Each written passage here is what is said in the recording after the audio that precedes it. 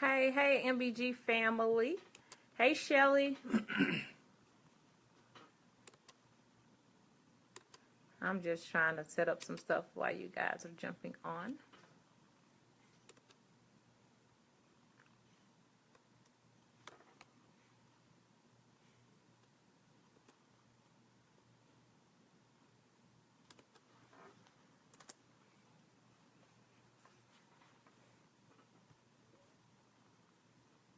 Hi, LaWanda from St. Louis, married 2 years. Congratulations. Hey, Kat. So, hey, MBG family, I was trying to, hey, Miss Sophisticated, Miss Hemingway, how you doing? We were a little late getting on. Hey, Gary, sorry for the late scope, but we had some things come up before we could jump on. So we are excited to be with you guys. I have plugged into the comment section the link for the MBG conference, guys. For some of you, if you have been following us for a while, you know that we do a conference every year. And this is our second conference entitled Think It Strong in Atlanta, Georgia. If you can come out to the conference, we would love to have you, love to fellowship with you, and love for you to get some of this marital relationship food.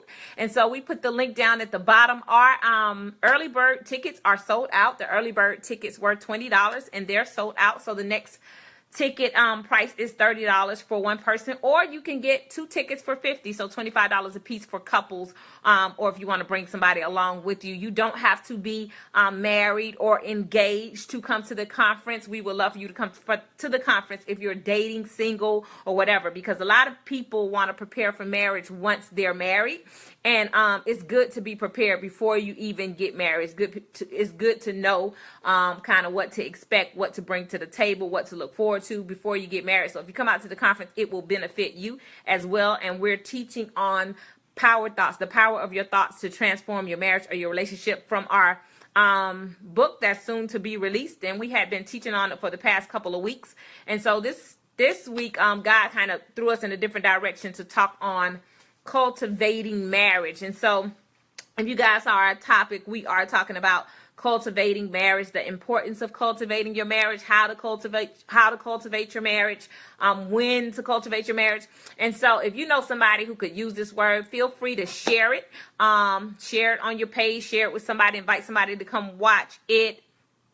Hey, Maverick, to come watch us. Would have been married for 23 years. Hey, Maverick, congratulations, 23 years strong in the kingdom of marriage. That is awesome. And so we're coming from Proverbs 28:19, and I'll read it to you. It says, "He who cultivates his land will have plenty of bread, but he who follows worthless people and frivolous pursuits will have plenty of poverty." Again, it says, "He who cultivates his land will have plenty of bread. He who follows worthless people and frivolous pursuits will have plenty of poverty." We're coming out of Proverbs 28:19 is the scripture I was reading from the Amplified Bible. And so in this, we took this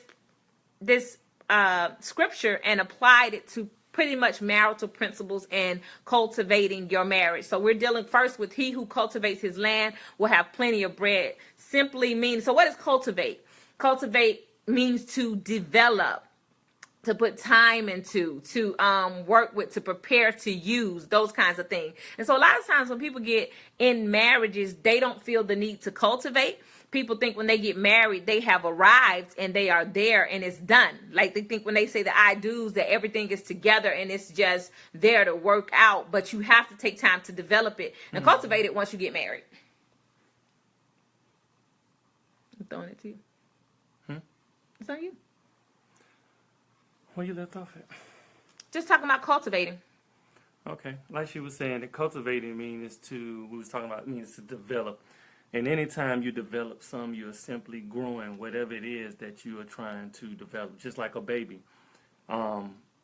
Baby, when you feed a baby milk, you develop it, you help it to grow.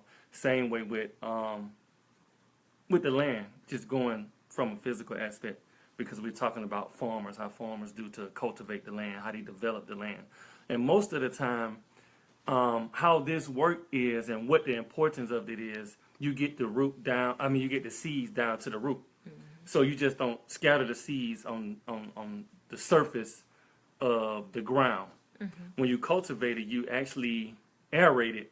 In a different term, mean aerate means you pretty much you dig it up. You know what I'm saying? You put holes into the ground. So with that being said, you work on the ground. So anytime you working on something, you spending time with it. Anytime you spend time with something, you become one with whatever it is that you are working on, and you get to know it, and you know how it works.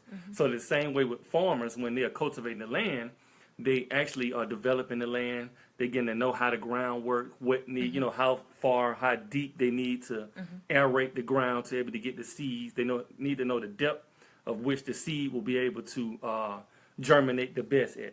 So likewise, in your marriage, when your marriage is being cultivated, what God has to do is he has to shake your marriage up a little bit. He had to stir up your marriage a little bit. He had to aerate your marriage a little bit. Now, what does that look like when that happens? It's like your marriage has to be tried. You know, we was talking about something last night. If you ever look at a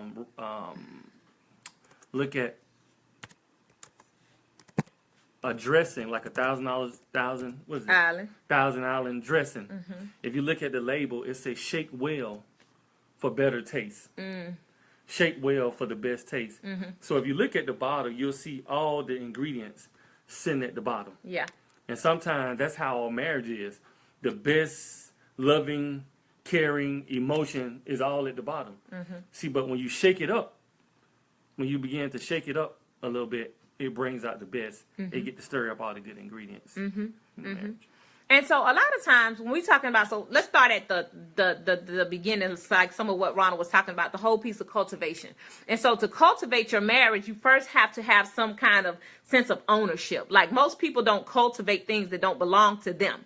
So if you cultivate something, it's typically like something that you own, like some land you own. Yours. Like farmers who cultivate, they own the land. So they're going to get something out of the land they own. Like Ronald said, it's yours. So when you look at cultivating your marriage, you have to first take ownership of your marriage. It has to be something that you feel you own. And ownership brings about responsibility. So a lot of times people don't take ownership or responsibility of their marriage, so the marriage falls to the wayside. So in order for you to cultivate your marriage, you first have to take ownership, and taking ownership generates a sense of responsibility for it. So let's say, just like somebody who has a baby.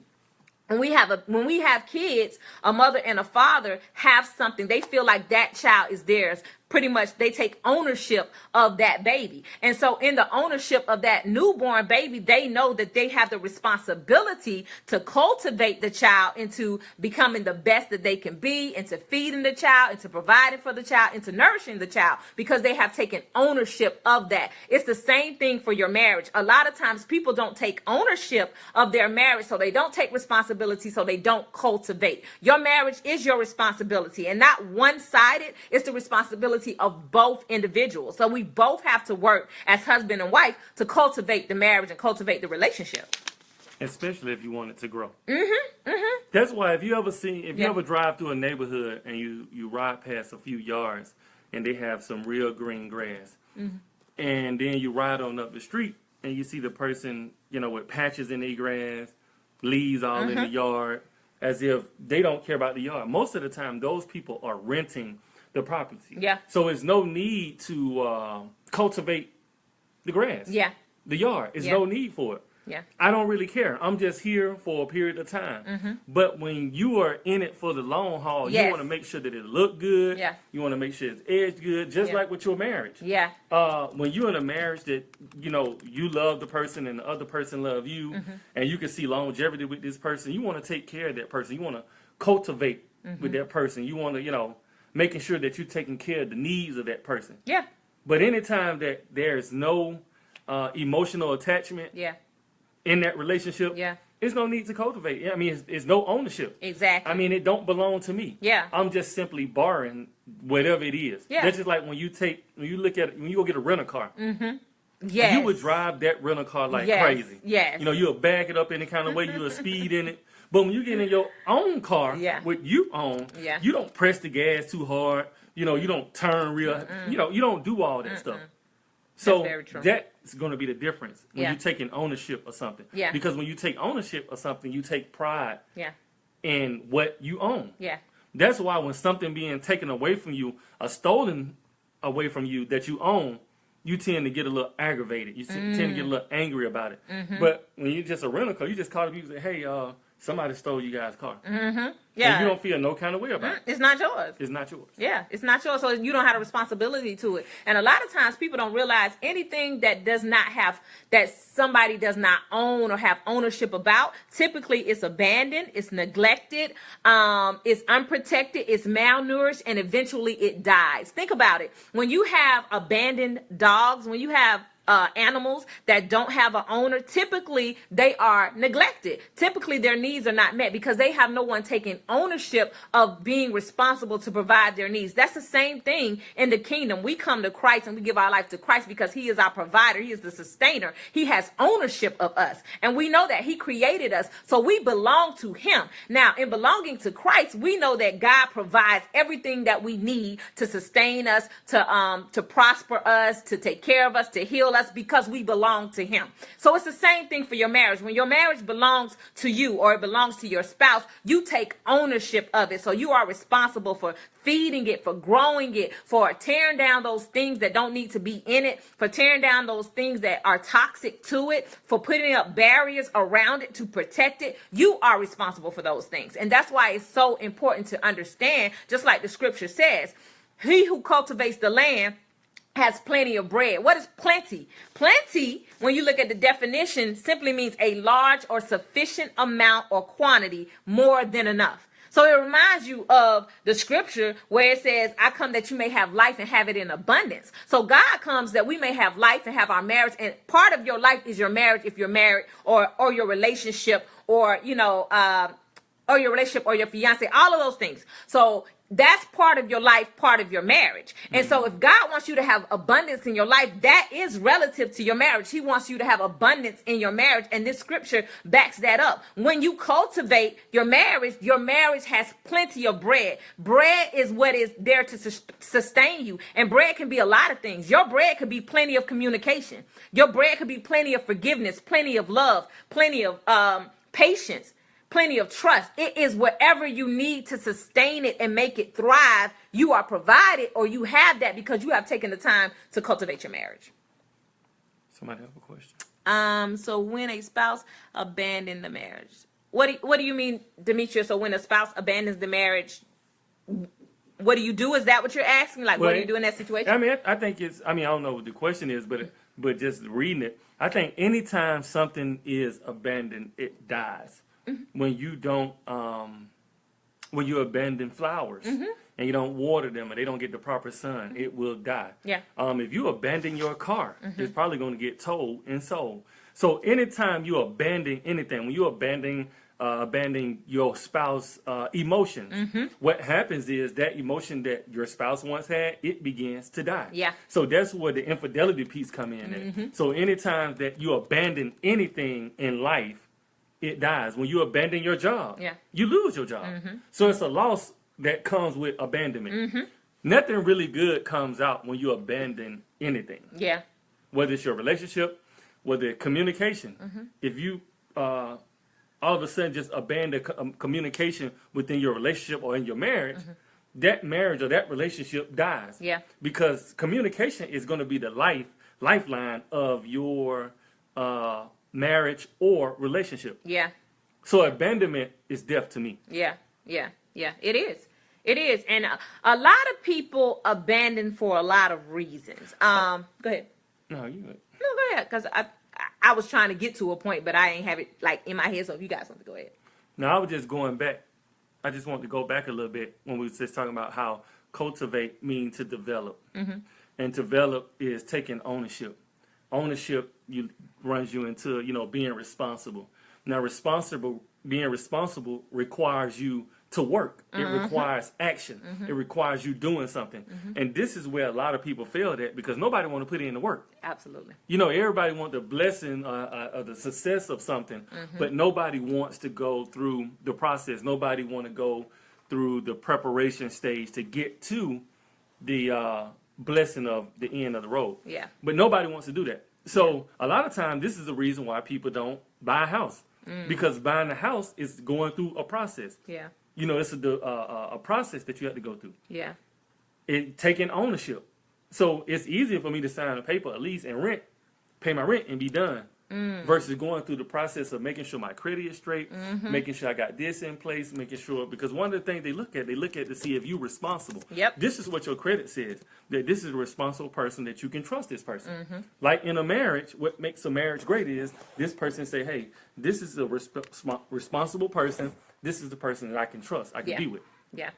But when you have to take ownership and you have to be responsible for something, a lot of people run from responsibility. Absolutely. Absolutely. Absolutely. And so what does ownership look like in a marriage? So part of ownership in a marriage is avoiding fault and taking responsibility. There's so many times that in our marriages, we want to point the finger. Like, even if you're not the person at fault, if you want to take ownership of your marriage, you take ownership of being responsible. You take some kind of responsibility for ensuring that it gets back on track. You may not have been the one to do whatever got it off track, but when you have ownership of something, it doesn't matter. Like, the blame game doesn't matter. The piece that matters is keeping it on track. So I can't stay looking in the past. How are we going to move this thing forward? How are we going to keep it going? How are we going to keep it moving and not get stuck in the past and what happened in the past, whether I was the one that created that something to happen or he was the one that created that something to happen. You have to work together and take ownership to keep the relationship going. And it's about being accountable. So many people don't want to be accountable in marriage. And when you're not accountable, you cannot cultivate your marriage. Because if you're not accountable, there's no way to develop it. If I can't hold Ronald accountable, or Ronald can't hold me accountable about what's going on in our marriage, there's no way to truly develop and move our marriage forward, because nobody's going to be willing to grow. Nobody's willing to learn. Nobody's willing to teach. Nobody's willing to develop. And so if you're not willing to develop, then eventually what's going to happen is you're going to stagnate growth. And that's what hurts a lot of marriages too, because we don't take the time to develop together and also develop individually. So you got to have accountability in your relationship in order to cultivate your marriage. I think you talked about it earlier. Ownership is about taking pride in what is yours. Yeah. I mean, because anytime you own something, you take pride in it. Let's go, for instance, for a car. When you first got your brand new car, you took pride in it. You washed it every day. You made sure the tires were clean. You made sure the windows was clean. You made sure that it smelled good, because that's yours. That's what you have worked for. Now that you are taking ownership for that, it belongs to you. Yeah. So that's where the pride comes in. Yeah. Likewise, in your marriage, when you marry someone, you guys become one. Yeah. So you take pride in yourself. So your wife is you, and you is your wife. So anytime when you go out, you just don't get up out the bed and just look in any kind of way. Yeah. You want to take pride in how you look and make yourself presentable when you're going out into the world. Well, at least some of us do. So the best thing to do is divorce if they are not being accountable. No, I wouldn't necessarily say that. So, Dimitri, we would have to know a little more detail to kind of, advise that. I wouldn't say just because somebody's not being accountable, that's a reason to get divorced. Now, if somebody abandons the marriage, that is a reason in the Bible, biblically, where you can get a divorce, and in the eyes of God, where it's sustainable. Like, that's a reason to get divorced if somebody just abandons the marriage. But if somebody is not being accountable, that's something that needs to be developed. So that's an area that hasn't been cultivated. And the thing about it is, you have to go through things in marriage in order to grow. There's no way, like, if you have nothing to deal with, you're going to have nothing to grow with. So a lot of people run from issues and run from different situations in a relationship, but you got to work them out. You got to be able to deal with them. And in dealing with them, that's what helps to cultivate the marriage. That's what helps to develop the marriage, the issues that you have. Everybody comes to the marriage with things that need to be cultivated. So everybody comes to the marriage. And we're going to talk about it a little later, but we call it weeds, because in cultivating, when you cultivate the land, the way it talks about, you uproot weeds, and you have to take the weeds out, because the weeds can choke out the good fruit, the good plants that are there to provide nourishment, and growth and everything for the land. So when you look at every marriage comes with weeds attached to us individually that we bring collectively to a marriage, and we all have to uproot those things as we go through the marital journey. And to compare the two, weeds are simply just like baggage. Yes. That's the baggage that you bring to the table. So anytime you come into a marriage, everybody bring their baggage. Just like when you come into a certain parts of land that need to be cultivated, that means it's simply already coming with its baggages. Yeah. So your point of cultivating it is to, aerate it, to make sure that you taking out all the weed. Yeah. It's like a pre-emergent. Yeah. And Demetrius, something like infidelity, that's how you put infidelity in there. Infidelity is does give you a pass to get a divorce, but you don't necessarily have to get a divorce because you face infidelity. Like, that's something that you can work through when you have two people that are willingly ready to work and walk that journey that it takes to reconcile a marriage that has experienced infidelity. Like, I've seen marriages that have experienced infidelity that are thriving marriages years later because they're willing to do the work. A lot of people not willing to do the work when you face tough issues. We always say, for better or worse. People always see the better and never really think about worse.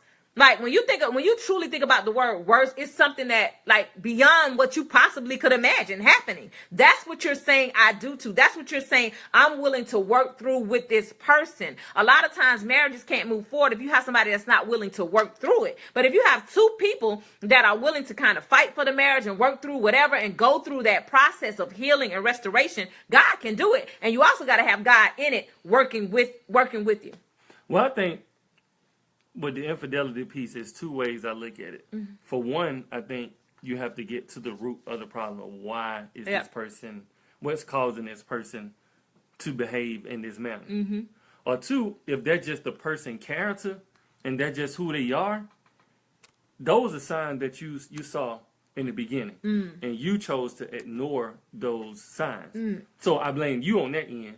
Now, on the other end, which is, who is this person? I mean, like, what caused this person to do this? Because nobody just up one day and say, you know what? No, I'm out. I'm going to go cheat. Mm. No, that is a build-up process. Mm. Like, what caused that process? Mm-hmm. What it could be a lack of sex, a lack of communication, a lack of emotional attachment, a lack of time, emotional attachment. Like, it's got to be something that causes the infidelity piece. Yeah. Because for every action is a chain reaction. So what made us get to this point? What got us to this point? Yeah. It's usually a process. It's always a process. A build-up process. I mean, because anything, even with planting a seed, that's a process. Mm-hmm. You don't have to go down and be buried and germinate and then come up. It's a process through it. Yeah. Yeah. Yeah.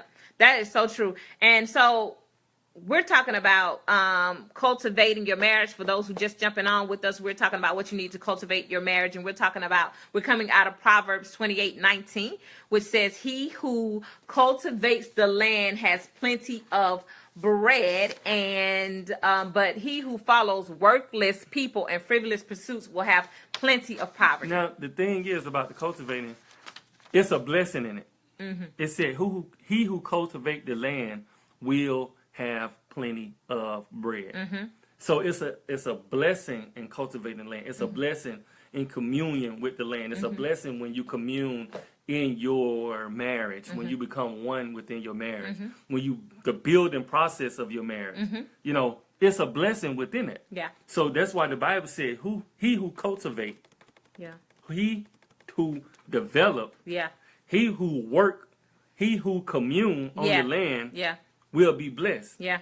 And so it requires action. It requires you doing something. Yeah. It requires you going through something. Yeah. When the land is being cultivated, it's being torn up. Yeah. It being ripped up. When you ever see the ground being ripped up before they plant the seed? Mm-hmm. And so your marriage sometimes had to be cultivated. It had to be ripped up. Yep. Not torn apart. Exactly. Because that's a difference. Yeah. It's not split like an earthquake. Mm-hmm. It's just shaken up a little bit. Stirred up a little bit. Mm-hmm. And so it's just like almost with that cake batter, when you add the eggs and the cake mix and the oil, it has to be stirred up before you put it in the oven and get that good cake. Well, Corey asked, my husband doesn't make me feel protected. How do you, and she feels like divorce sometimes, like that brings her to a place of divorce. Like, how do you work through that? She said her husband don't make her feel it doesn't make her feel protected. Was this something that just started? Yeah. Or was this something in the beginning you never felt protected anyway. And so when you got in a relationship or a marriage, and now you start to settle down, and you start to see, oh man, I don't feel protected. Or was this something that when you first got into the marriage, you were so caught up into your spouse that you didn't realize that you were protected? You were just out free willy, just okay, whatever happened, happened. Yeah. But then when you get into a comfort place, you like, oh, the wind just blew. Man, I don't feel protected. So now we had to get to what way was that? Did it happen? Was it in the beginning or 6 months down the line? Was it a year down the line? You say, oh man, I don't feel protected. Yeah.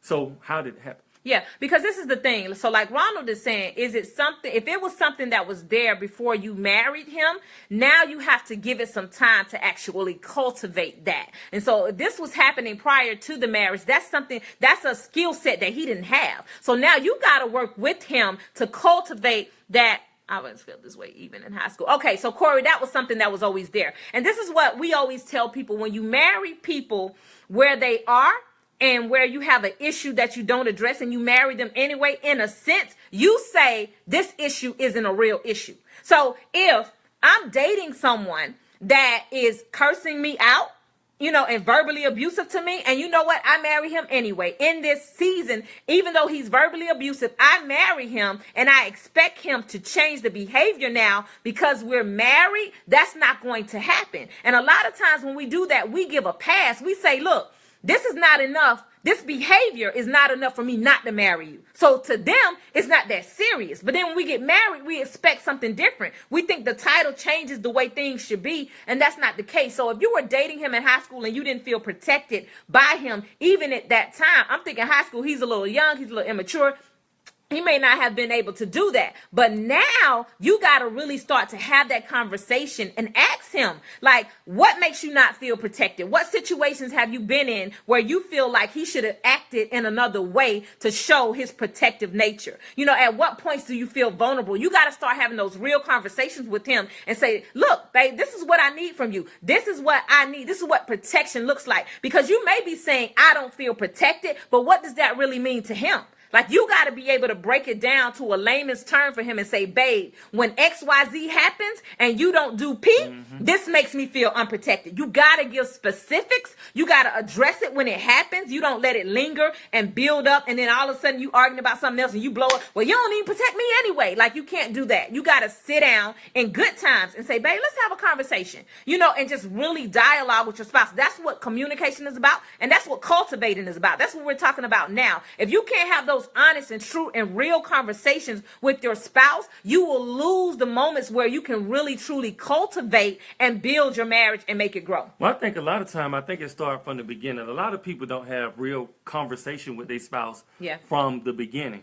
Because a lot of times we get caught up so much into the physical of what we see that we're willing to suppress how we really feel about a situation. Yeah. So when you get caught up into a person like, oh, I like the way, he take me out, I like his car, or, he kind of financially stable. So then I'm kind of good. So what I do, I suppress how I really feel.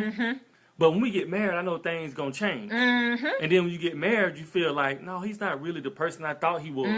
You should have thought about that 6 to 8 He's the same person. No, he's the same person.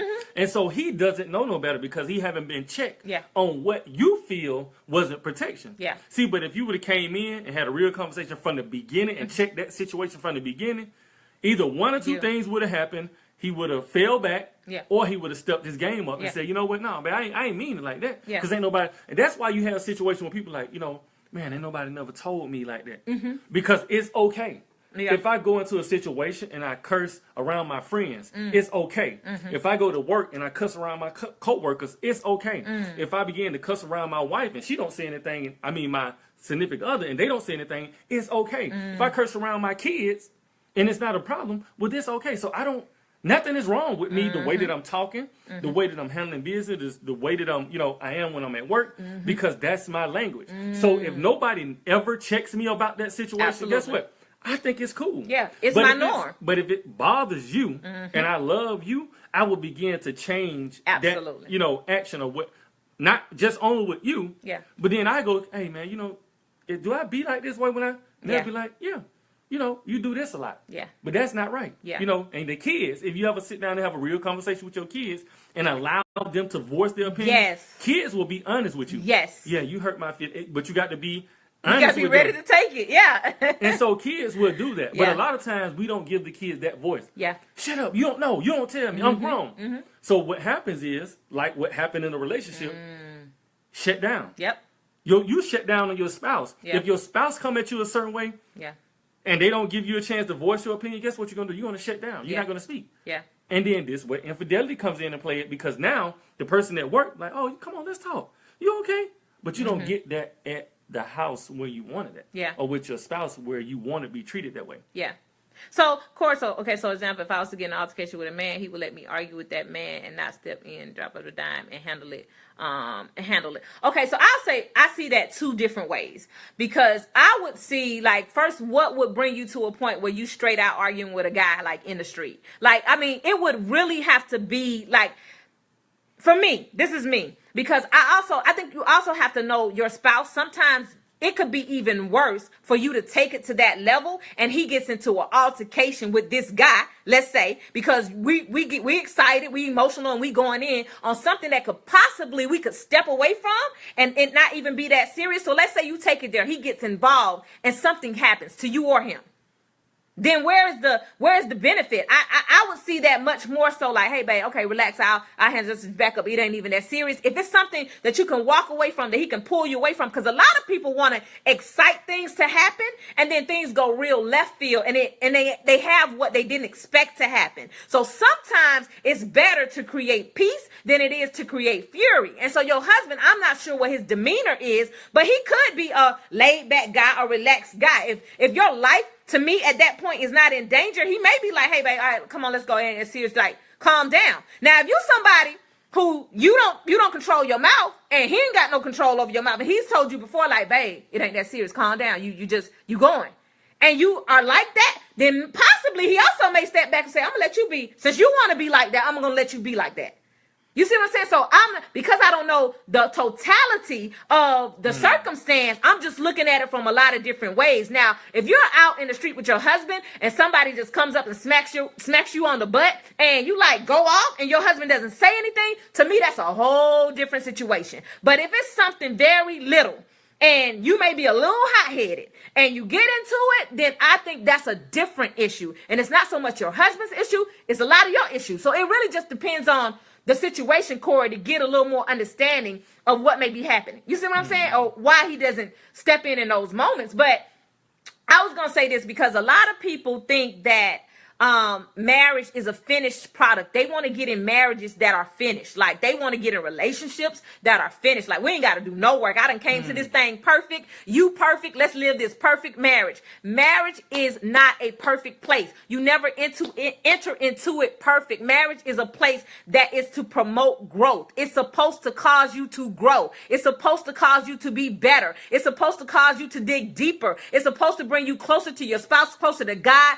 closer to what is real. Marriage is supposed to make you better. The only way that marriage can make you better is to call you out on the foolishness. If marriage doesn't cause you to check yourself, then you're not growing, and you're not in a real marriage that's being honest with you. Okay, Corey, inbox me. You're not being honest with yourself. Marriages require growth. Like we're talking about, it requires cultivation. In cultivating, you have to have conflict. You have to have things shake up. You have to have things rattle a little bit. You know, you got to have, because everybody comes to the table with baggage, guys, and if you don't lay your baggage out like, hey, this my baggage, dude, like, let's deal with it. Like, I got attitude sometimes. I got a little temper, you know, I'm kind of jealous, you know, I've been scarred. I kind of think all guys cheat. I kind of got that insecurity going on. It's something we're going to have to work through. You got to be honest about your baggage, guys. We all have it. The issue doesn't come in having the baggage. The issue comes in not working through the baggage. That's the problem. Not taking the time to cultivate, to develop that area so that your spouse no longer has to be insecure, so that your spouse can now begin to have some peace. When you create an environment of peace for somebody who is hot-headed and angry, they look real stupid popping off in peaceful situations. That look real crazy. So you got to do the opposite to bring about change. And a lot of people don't want to do that. They want to do that on their own strength. And to truly bring about growth in somebody else's life, you got to do it through God, because God only knows what that person needs to develop. We don't know what they need to develop. So the only thing I can do is, God, look, I need you to fix my husband in this area. I don't know what's going on with him. He need to get a little bit more patience. Help me to help develop his patience. And a lot of times God will develop you to develop your spouse. But we don't want to do that. We just want to send the development towards our spouse and not work on us. When God develops you, he develops your spouse. Like, it's a natural flow, a natural effect. It's a cause and effect thing. You know, so when you go to God to cultivate and help to change your spouse or change yourself, it begins to benefit the union. Growth never benefits one person, guys. And a lot of times we hear people say, well, I'm the only one growing and changing. I feel like he's not changing. He's the same person. As long as you are growing in Christ, and as long as you are growing in your marriage, there's going to be a natural growth passed along. You may not see it right away. You may not feel the fruits of it right away. You might not get the benefit of it right away. But I guarantee you there is growth being shared amongst you because you are one. So when God begins to feed you and grow you, that's a natural flow of growth, even if it takes a little time to manifest. That's good. That's what I would say. So we're talking about cultivation. So point 2 is cultivation requires intentional attention, guys. You have to be intentional about your attention when you're cultivating. Nobody goes out there and just say, oh, I'm just going to start digging up this grass. I'm just start digging up this land. You got to know what the land is made of. You got to take the time to pay attention to the land. Spend some time with it. That's what you got to do in your marriage. You got to be intentional about the attention that you give marriage in order to cultivate it or give your relationship. And it starts with spending time. You got to spend time, guys. There's so many marriages that they never spend time together. You go to work, you're raising kids, you're doing this, you're doing that, and nobody has time for each other. There is no way to cultivate anything that you don't spend time with, that you're not intentional about paying attention to. You got to pay attention to it. Next, you got to study and observe it. You got to know what you're working with. Like, you can't cultivate land when you don't know what you're working with.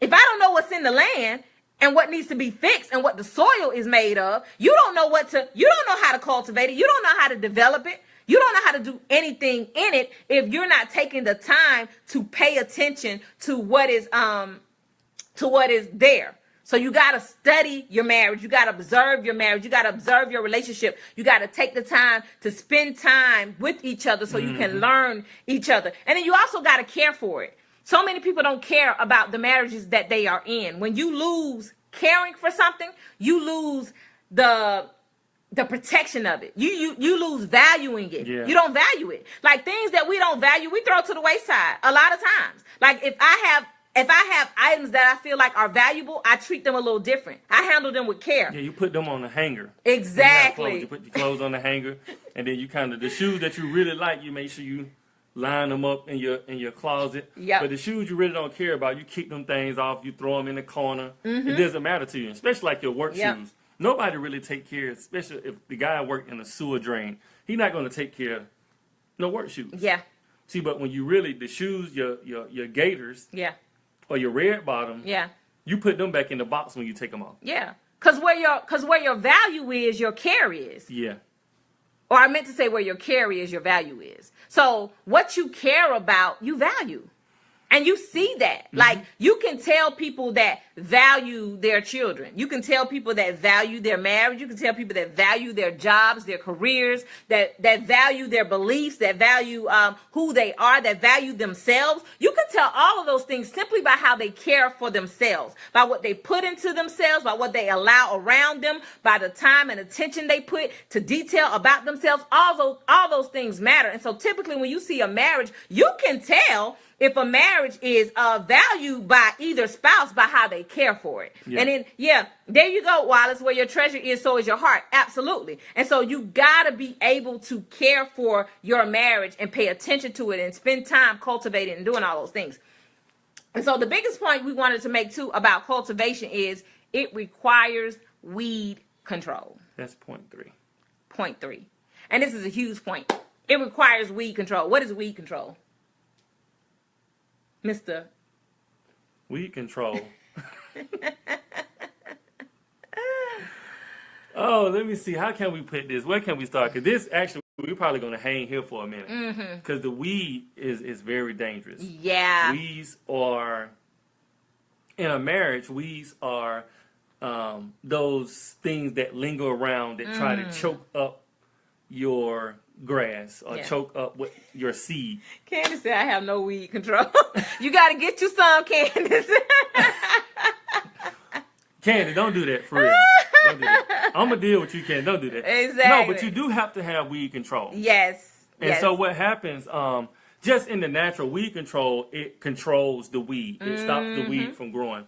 That's what we call pre-emergent. Pre-emergent, what we do is we put that down before the season of weed even start to grow. And so it starts to begin to kill the weeds from the root, from the bottom up. So it won't even allow weeds to come in. So what it does is it fills in all the gaps to stop any weeds from growing, period. So what happens in your marriage, weed control look like this: you loving your spouse, you paying attention to your spouse, you protecting your spouse to stop anything from pretty much coming through what God has put together. So I thought it was interesting. So every time we study stuff, I always like to look up the definitions to get a better understanding of things and for God to kind of just speak through my revelation of understanding the term a little bit more. So when I was studying about weeds, and it said that weeds are generally plants that have absolutely no redeeming value as far as food, nutrition, or medicine are concerned. No value as far as food, nutrition, or medicine are concerned. And now, so what does that sound like? The enemy. Kill, steal, and destroy. Absolutely. That's simply what weeds do to a yard. Absolutely. It kills, steal, and destroys. And destroy your yard. Yep. And that's the same thing it does in marriage. And a lot of times when you look at what plants have the ability to do, it does the opposite of weeds. So it provides food, it provides nourishment, and it provides medicinal remedies to be able to be used. And that's what you need in your marriage. Like, you have to cut out and address the weeds because they will attack the health of your marriage from a nutritional standpoint, from a food standpoint, and from a healing medicine type of standpoint. If you don't have room to grow what you need, what's healthy, what's going to feed you, and the weeds come up and choke those things out, and they begin to be plentiful in your marriage will die. And this is what weeds are. Weeds can be anything that you bring to the table. So weeds can be, like we were talking about earlier, weeds can be your inability to communicate. A weed could be somebody's anger, somebody's deceitfulness, somebody's lack of patience, somebody's disregard for the other spouse, somebody's lack of prioritizing the marriage. All these things are weeds to a marriage because they don't help a marriage thrive. They don't help to develop and cultivate a marriage. So you have to pull them up. You have to get rid of those things. So any issue in your marriage that is toxic to the marriage is a weed. I'm going to say that again. Any issue in your marriage that is toxic to your marriage is a weed in your marriage. It adds no value, no nutrition to your marriage. It doesn't help it grow. It doesn't help it develop. It doesn't help it move forward. It is a weed. And you have to take the time to provide weed control. A lot of people don't want to provide weed control because, like Ronald said earlier, that takes work. Other relationship take power of. Absolutely, Elaine. That's another weed. Yeah. Like anything that's toxic to your marriage is a weed and must be uprooted. So whatever you're facing, whatever you're going through, you got to start looking at it for what it is. It's a weed. It's something that's now there, planted there, growing to steal, kill, or destroy your marriage. And you have to be diligent about uprooting it. So everyone has weeds in their marriages from the start of their marriage. Everybody comes to the table with some weeds in their pockets, some little weed seeds, and not the kind that people smoke. So we talk about plants in the land. So everybody comes to the table with little seeds of weed that get deposited into the marriage. And when you don't address them, they begin to grow and choke out the beautiful, wonderful, positive things that are there in your marriage. But it's funny that you even said that because I don't think no kind of weed is good. Even the weed that you smoke kills and destroys your brain cells. Yep. So I just wanted to throw that in. So it don't matter what kind of weed it is, whether it's weed on the ground, weed from the earth, weed that you smoke. Yeah. So really, we have to start doing weed control in our marriage and our relationships early. Like Ronald was saying, some of the issues should be addressed before you get married, because when you don't, you say, this is okay. This behavior is okay. The way that you're loving me is okay. When you say I do and you don't address it in dating. And I was just going to go back to even when you're dating, that is like a pre-emergent. So that gives you your time to start putting down your weed killer in the beginning. Yeah. And so any red flags, you know, hey, let me put this weed killer down. But what we do is we store up the weed killer, and we'll just allow so much weed to grow up around us that when we do put the weed killer down, we actually start helping the weed to grow. Yes. Yeah. I was, amen, Quanta. I felt that in my spirit. Yes, that is so true. That is so true. She felt it in her spirit. I did. That is so true. And a lot of times, this is what I came across when I was studying too. So with weeds, a lot of times they're not seen at the top. They haven't come through the ground yet. And weeds can lay dormant for a very long time. And when you least expect it, weeds are very opportunistic. So they wait for the prime time to be fed by you to grow. So you can have somebody that has some baggage that's just lingering around. They're trying to suppress. It's not really coming out in your marriage. It's not really showing. And then all of a sudden, something happens. Something happens that triggers this weed situation to now grow and blossom and take off. And you're like, where did this come from? It has always been there. And that's why you got to be diligent about cultivating the land, because when you cultivate, you dig. And you can only see weeds that are dormant hidden under the soil if you're digging. Yeah. And you always have to be digging in your marriage, and not digging for bad, but digging to grow. So digging, get I can't even get it out. Digging to get to know your spouse, digging to get to know yourself, digging to get to know God, digging to get to know what God has in store for you guys as a union. People don't like to dig. Weed control requires you to get dirty. It requires you to get your hands dirty, your face dirty, your whole body dirty. It requires you to get some flesh wounds from the thorns that you got to grab and pluck out that some of these weeds have. It is hard work, guys. You're going to have some flesh wounds. You're going to have some scars. But the thing is, you're not going to be, you're not going to be severely injured. Like, you shouldn't be in a coma from digging and building and growing. You may have a little scar because you had to deal with that issue, but you can move beyond it. Like, it shouldn't tear you down. Anytime, cultivation should only build your marriage. It should not tear it down. A lot of people let cultivation tear their marriages down because they don't want to do the hard work it takes to actually deal with the truth. Yeah, we just want the end product. Yeah, because when you cultivate, what is in the ground is what is in the ground. You're going to get the real. Like, it's no way to go digging and you find a whole bunch of weeds and you like, oh, well, I'm just going to call these some nice plants. Like, no, dude, those are weeds. You got to, like, deal with it. And that's what cultivating is. But a lot of times we don't want to cultivate. We just want to put some more soil over it and cover it up. And so we're out here living like we're having these beautiful marriages, living like we're happy and out here moving and shaking like everything is well. But all we're doing is suppressing the weeds and giving the weeds room to grow. Not even that. Some people put down turf. Yeah. And make the grass look greener. Yeah. And that's just the fake grass. Yep. That's someone or a marriage is making it look like everything is okay. Yep. But realize it's counterfeit. Yep. And if that works with you, I mean, I guess it works. Yeah. And the thing is, it's hard to deal with weeds because you have to get them up by the root.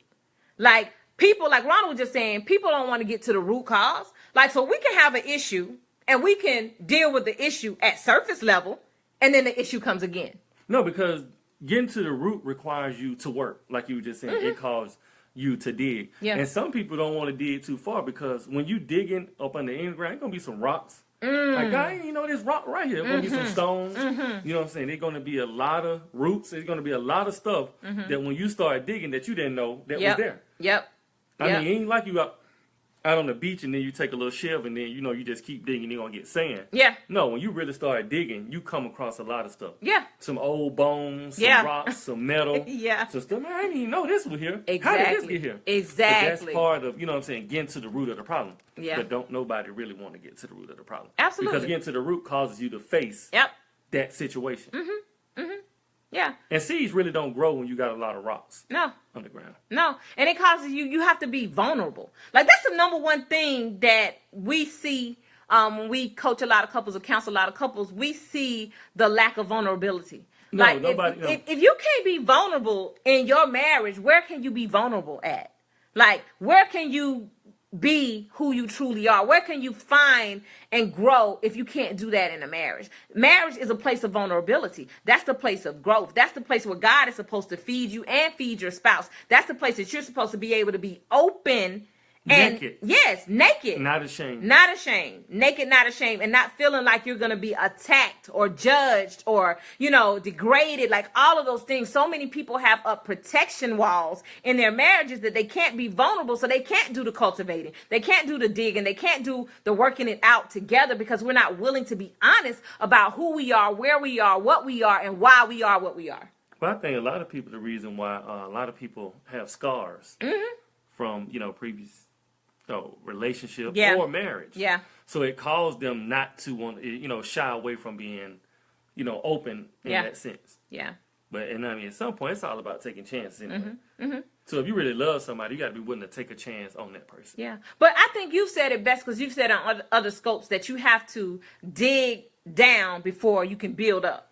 Yeah. Like, anytime you're trying to grow and build something else, you have to dig down first. Oh, yeah, we And talking about deposit it. skyscraper. Yeah, you have to dig first. And a lot of people don't want to dig. And digging should be a beautiful thing in a marriage. Like, you're going to have some tough times where, like, we've dug through some situations where it's been heated. Like, it may have taken a week to dig through that whole situation because emotions get involved, people get heated, feelings get hurt. But at the end of it, how do we take this situation we've dug up and address it so it doesn't become another situation later, that it doesn't build to something more that we can't handle? How do we use it for the good of the marriage? That's what you gotta, because that's what cultivating is, to use whatever is there for your good. That's where that all things work together for the good of them that love the Lord and are called according to his purpose. You can only work all things for your good when you deal with all things. You can't choose to pick the good. Yeah, it don't say all good things work. It say all things. And so you got to be able to deal with the all things, the weeds, the plants, everything. You have to work it for the good of your marriage and for the good of your relationship. And you got to be able to deal with it. One thing about weed control, is that God is the natural protection for weeds growing in your marriage. The natural protection. God is the natural protection for weeds. Because as I was studying it, they were talking about you could use landscape fabric as a barrier. Like Roundup. Yeah, I guess, I don't know. It just said landscape fabric, that you could use landscape fabric to prevent weeds from growing. Yeah, and so when I think about it, I think about God being that natural protection for weeds growing in your marriage, your relationship. Because when God is there in the marriage and the relationship and he's there working within you, he's already attacking some things that needs to be removed out of our lives. And so when you have a personal relationship first with God, God is able to remove the individual weeds that you're dealing with, that you're battling with. And when your marriage is placed in God, he begins to work on the unified issues that you guys need to work out and take out of your marriage, the weed situations that are there. So he's doing double work. He's doing the individual and the collective work of the marriage. And so when you have God there, it naturally blocks you from facing and dealing with some things that you don't need to deal with, because God is healing you, is restoring you, is renewing your mind, is changing your heart, is keeping your heart pure, keeping your heart soft, not hardening your heart. He's helping you forgive, to trust, to love, to have patience. He's giving you all of these things you need to sustain the marriage and sustain yourself. So God is a natural protection. A lot of people do not want to incorporate God the way they need to have a successful marriage. I tell people all the time, yes, you can see people 10 years in a marriage, 15 years in a marriage, 20 years in a marriage without God, but are they truly happy? Are they truly having an abundant marriage? Exactly. Or are they just existing? Like, I don't want to just exist. I don't want to have a number attached. Right. If I have 5 years, if I have a marriage for 5 years and God forbid something happens to my spouse, I want to be able to say I had an abundant 5-year marriage with my spouse, that I got to experience the true intent of what God had in mind when he thought about the unity that marriage would bring. I want to be able to have that regardless of the number that is attached to it. But so many people now, they don't want that. They just want to be able to say, okay, yeah, we made it, but you made it how? Some people just really want the title. Yeah. A husband or a wife. Mm-hmm. And once they get that title, they fine. Mm-hmm. You know, whatever happened within the marriage, whatever happened. Yeah. But I just want that title to say, you know, that's my husband, or that's my wife, or he or she belongs to me. Yeah. And then that's it. Yeah. Yeah. Because in this time, we don't take marriage seriously. Yeah. Mm-hmm. I mean, we get in it, just feel like, you want to leave, it's over. All right, let's just go down here. Mm-hmm. And it don't mean nothing to nobody no more. Nope. You know, marriages, you know, they don't go through the hard times anymore. No. It ain't for better, for worse. They just need to take out the worse and start saying for better. And when it don't work out for you, it's for better, or if anything happened that you don't like. Yep. Leave them out. Mm-hmm. Yeah. Yeah. And that's the amazing thing about vows. Like, you say for worse. Like, so you already go into it understanding. No, I think it's just a ritual. It gotta be. Because that's, I mean, they said it. Mm-hmm. My mom said it. Mm-hmm. It's here. We just supposed to say it. Yeah. Everybody just think we supposed to say it because everybody said it. Yeah. And not holding true to the value of why we make vows. Yeah. You know, you going before God and saying that, hey, this is the person I want to spend my life, my entire life with, to death do us apart. Yeah. Yeah. Yeah, Irene. Most are focused on the wedding, not the marriage. Yeah, that's true. Mm-hmm. That's true. Yeah. Because we'll have 24 bridesmaids, you know, 24 best men, and then, you know, 3 months into the marriage, we have an issue. We can't go to none of those people who, none of the people who stood up to say. Yes, we missed the whole point of the whole ceremony of peace. Yep. All the best men and the groomsmen and the bride, those are people who said, look, we are holding you accountable. Yep, for this union. For this union, as we all go before God. Yep. So if you stand up there with somebody, you just as accountable as they are. Yep. If anything happens. Absolutely. God holding you accountable. So you can't joke with, hey, I want to be the best man. We ask now. Yeah. About, hey, can I be your best man? Yeah. What? Yeah.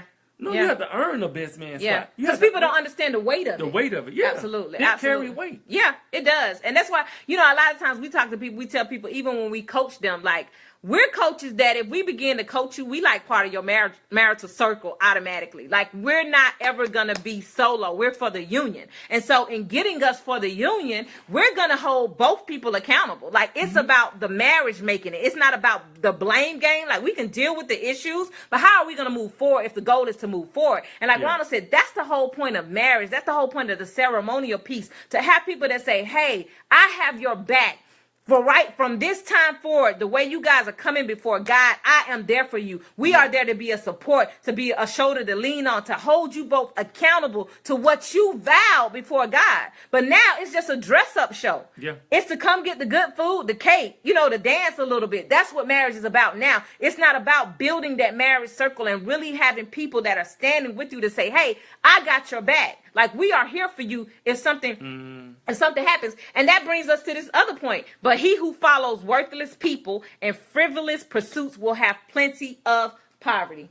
And we wonder why people are suffering. Not only in the marriage, but people around you. This is why people are suffering. Exactly why. This is the sum of why most people that, if it's not you or people around you, are suffering. For this very scripture right here. And people got, look, this is the real honest truth. It says, but he who follows worthless people. Not godly people. Worthless. Now, the definition of worthless is having no real value or use. Worthless. Having no real value or use. So what you got to do is assess your circle. Your circle.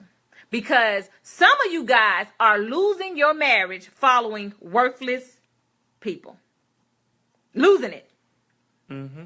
So you're taking your marriage to a place of poverty because you're choosing to follow worthless people. Simply put, anyone that does not add value to the sustainability or growth of your marriage is considered worthless. And that's worthless to the union. So that's worthless to your union growing. Not that they don't have any value as a person, but they have no value to the growth of your marriage. So there's no reason to follow them. There's no reason to have them to have your ear. There's no reason to take advice from somebody who can't sustain and grow their own marriage, their own relationship. There's no reason to do that. There's no reason to move like people move who are not married, because that adds no sustainability or value to your marriage. That's true.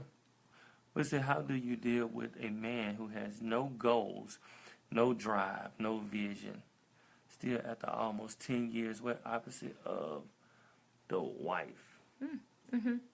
How do you deal with a man with no goals, no values, no nothing?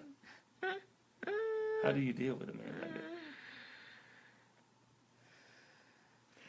My take on that is, and I say this because at some point there was something in him that you saw that was valuable, that was purposeful, that held something, that brought you to an I do place. And life sometimes happens to people and they don't know how to move from whatever incident or tragic or whatever happens to them, and they have no vision. And so a lot of times when you find people who have no vision, there's a gap in God, and there's a gap in a relationship with God, not the religious piece of God, but in a true relationship with God. And so, like many people are saying on here, you encourage first, you support first, you give room for them to fail without condemnation. Because a lot of times what we do is wise when our husbands are not living up to what our expectation is, then we begin to look down upon them. And although you may not verbally say it, or if you do verbally say it, that is not a motivational piece for a man to move forward. So you have to now feed him with love, patience, kindness. You have to speak into him. A lot of people, this is where a lot of people get things backwards, because I see a lot of people do this with their children, and I always talk about this. Children come into this world many times, no vision, no value, no purpose, no direction. As a parent, it is our responsibility to cultivate that in them. So we begin to have patience with them. We begin to speak into them. We begin to encourage them. Yeah, we begin to do all those things. Yeah, and it's been 10 years. But even when you look at your kids, you can have somebody, your child can be 40. And you will never turn your back and say, you know what, I'm done. I don't got nothing else left for them. We don't do that. We stay committed to our children for life. Yeah. Like a lot of people, their children can go out here and murder somebody. But because you know the heart of your child and the situation that happened could be something totally different out of their character, you're still there because you have a commitment to your child. It's the same thing in marriage. People don't have the same commitment to marriage that they have for their children. Yeah, that's true. And that's the problem. We don't have grace for our spouse, but we have grace for our children. We don't have patience for our spouse, but we have patience for our children. And a lot of times, Brianna, what you may have to look at is everything is on God's timing. He's not to operate on your timing. Wherever God wants him to be in his life, God is going to have him. What you have to do as a wife, and if you're a believer as a wife, you have to continue to pray and go to God for your husband and say, God, I'm getting frustrated. I'm not sure what you're doing. I understand that your ways are not like my ways. Your thoughts are not like my thoughts. But help me to understand why I feel like my husband has not moved in 10 years. Give me the patience to be able to stay here and love him. Give me the strength to encourage him. Give me what I need to be able to help you get him where he needs to be. Because you won't be able to move him. The only person that's going to be able to move him, give him the vision, give him the push, give him the drive, give him the support is going to be God. But you got to let God use you. He got to see the God of you. He got to. He got to. And sometimes when we're successful, when one person is successful in the marriage, we begin to sometimes look down on our spouse. But your success is his success. Like, if you getting it and you out here making it happen, that's making it happen for the family. Like, it's no making it happen for Brianna if you marry. It's making it happen for us. Now, you may feel like you're carrying a lot of the weight, and what you need to do then in that moment is share that weight with God. Because if he can't carry the weight as your husband right now, give that weight to God. Yeah. That's what you got to do. But you still got to be there. You still got to be the encourager. You still got to be the supporter. You still have to be a stepping stone for your spouse. We do this all the time for our children. All the time. We just had our daughter come back, 22, back in the house. After trying life her way, back in the house. We're a stepping stone again. And my back hurt. And we're here. What do you need? Asking God, give us what we need to give to her so that she can begin to move in her purpose. So she can begin to become the person that we know you ordained her to be. That's the same way you got to look at your spouse. If my husband begins to fall short and doesn't live up to my expectations, I got to step back because they're my expectations. He wasn't created for my expectations. He was created for God's expectations. So what I got to do is, God, give me what I need to inspire, to support, to encourage my husband as he meets your expectation. That's what it's about. So take your expectations off of what you want, because what you're trying to do now is will your husband to be what you want him to be. You God. Yeah, it's not God. It's not my will be done.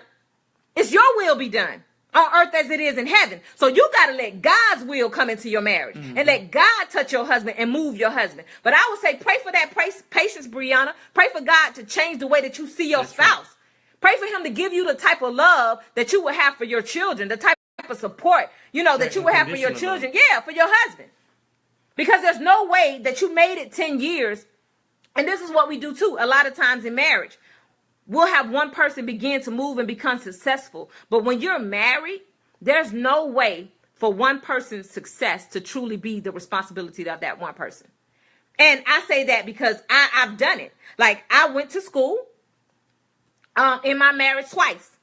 Went to school, got my master's. And me getting my master's, I did the studying, I did all the work, I did everything I needed to do to get my degree. But my husband drove me 3 hours to Valdosta to get a degree, to go to class, drove me on Friday, drove me back Sunday, 3 hours another way, got hotel rooms so we could stay down there. At this time, I was pregnant. We had 2 small kids. He kept the boys. We took the boys with us because we didn't have babysitters to get them every weekend either. So he kept the boys. I had to study. He allowed when I needed to study and get papers done, he took the boys so that I could focus. So although I have this master's degree, this is our degree. This is our benefit. This is our effort. He has put in just as much for me to advance. He has put in just as much work. Now, he has a successful, thriving business. He doesn't have that on his own because when he's away from the house, Rachel has to take care of 4 kids. So now I have to be responsible for the house so he can be responsible for the business. But his prospering in the business is a prosper for us. It's a prosper for the union. And that's what you got to look at. Your success, Brianna, is you guys' success. Yeah, that's true. Even that's if he's not where you want him to be, he is where God has him right now. But your marriage has to keep moving forward. It has to keep moving forward. And that can't be a reason that you want to pull out. That can't be a reason now that you look at him differently. Your growth just happened to happen a lot faster than what his did. But it's a union. And so many people get misguided because it's not a union anymore. Yeah, that's right, Nelson. 2 become 1. Yeah. But in that area, there had been no growth. And a lot of times, we said this too, Brianna, because you said in that area, there's no growth. So to your natural eye, there's no growth. Yeah. And since we're talking about trees and plants and cultivating the land, I was doing a study on the Chinese bamboo stick. And you can also go check and Google this plant. Basically, what happened with the Chinese bamboo stick, when the seed is planted, it grows downward for 5 years. But it's one of the tallest trees in the world when it grows. Yeah. But the special thing about it is when the seed is planted, it grows downward for 5 years. So for 5 years, you don't see anything. You don't see anything. You don't see no growth or anything. You don't see not 1 inch of it, pricking up out of the ground. You don't see anything for 5 whole years. They did a research on this. Yeah. 5 whole years, the plant literally grows straight down to the ground. After those 5 years, this tree can grow up to like 6 feet per week. It's like one of the tallest trees in the world. You can go and call it Chinese bamboo stick. So this may just be happening. Now we're going to change around to marriage. Now, while this is happening for 10 years, you may not see no growth. Absolutely. Even when you look at a seed, Absolutely. a seed when it's being planted, you don't see no growth. Yeah. This thing is germinating, it's buried, and it's germinating under the ground. Yep. Only thing we see is the finished product. Yep. When you see the big apple tree. Yep. See, this is the process. This is the thing that we were just talking about earlier. Yep. Everybody want the finished product, but don't nobody want to be buried. Don't nobody want to germinate under the ground. Because you know what? Everybody want to look like everything okay. Absolutely. Everybody want to look like the apple tree. Everybody want to look like the peach. Everybody want to look like they are fruitful. Yep. And people, gleaning from them. Yeah. That's what everybody look like. Yeah. Want to look like. Yeah. But what happens is this seed has to be buried. Your husband has to be buried. And maybe right now, he's in his buried stage. He's in his dark place right now. He's going through his germination stage right now. And then just in due time, he's going to grow. Yeah. See, but we don't understand. We don't know. We don't, because we physically, with the lens that we're looking at with our eye vision, we don't see it. Yeah. Absolutely. See, it's a difference between having sight and vision. Yep. See, yeah, sight. Yeah, I see something. I got 20/20. Yes. But to have a vision, that means something is not there. I can't see it with the naked eye. Nope. Nope. And so right now, what he may be going through, you can't see the growth with the naked eye. Yep. Yep. But to you, it's like he's not growing. Or this situation not growing. You feel like you're running in place. Yep. But even running in place makes your heart rate speed up. And so that still works. And you just running in place. But it's different when I tell you I ran 5 miles from this end of the subdivision to the other end of the subdivision. Because that's measurable. That's measurable. But me running in place, like I ain't even going nowhere. But you're getting the same endurance. You're getting the same, exercise as a person who just ran 5 miles. Because the important part is getting the heart rate up and getting the heart to speed. But going back to the whole thing, man, just continue to pray for your husband. I'm quite sure God is changing him, and what he needs to see right now is the God in you. Absolutely. Absolutely. When he see the God in you, then he can you'll be able to see the growth. Absolutely. Because sometimes it's not even that our spouse is being a certain way. Sometimes God may be trying to get your attention. Yep. Absolutely. This for you to see your flaws in your spouse. But we could think that we got it all together. Well, it's been this person's fault. But maybe you being stubborn and stuck up the way you being, and I'm not talking about you, but sometimes people have a certain type of character that causes their spouse to be that way. Absolutely. And when you begin to change, you'll see your spouse begin to change as well. Absolutely. Absolutely. That's good, babe. That's really good. So, and I think that's so much of the problem because we want to measure our spouse's growth. Yeah. And God never set it up to be that way. No. Like I can't take my measuring stick out and say, oh, babe, come over here. Let me use the same thing I measure myself with. Because that's not your life. That's not your purpose. That's not your walk. So you got to that's why it's so important to line it up with God so God can reveal to you the things that are not visual, that are not that you can't see with the natural eye. Yeah. Because some things are spiritual. Some growth are spiritual that you have to see in another realm, and God can only reveal that to you. And that's why the Bible said we're fighting not against flesh and blood. Because what people try to do is we try to fight a spiritual fight spiritually. You can't beat the spirit up. And what we do is because the demonic spirit has jumped into our spouse, we physically start fighting our spouse. Yeah. When it's the spirit that inside your spouse that causing your spouse to act the way that your spouse is acting. Yeah. Yeah. And so that's why it's very important that we continue to pray for our spouse. Absolutely. Absolutely. Continue to pray daily for your spouse. Yeah. Because if you're not there, if he's not there in a spiritual place and you should be constantly praying. Yeah.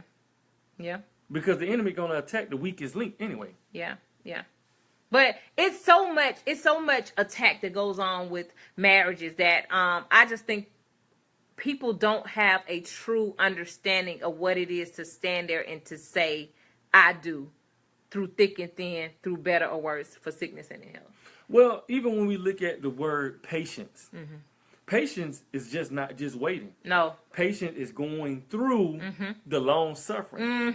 I think in David, And it's waiting patiently. Like, no, what's Yeah. the word? Because you said patience. It's another word in it that says how you're supposed. It's about how you wait. how you wait. Yeah, Yeah. I can't think of it. But I was going back to even David in Psalms 40. He said, I patiently wait on the Lord. He inclined to me. He heard my cry. He Yeah. delivered me from a horrible pit Yeah. of the miry clay. So what happens is he waited Yeah. through all his suffering because at this point in time he had been thrown into a muddy hole to die.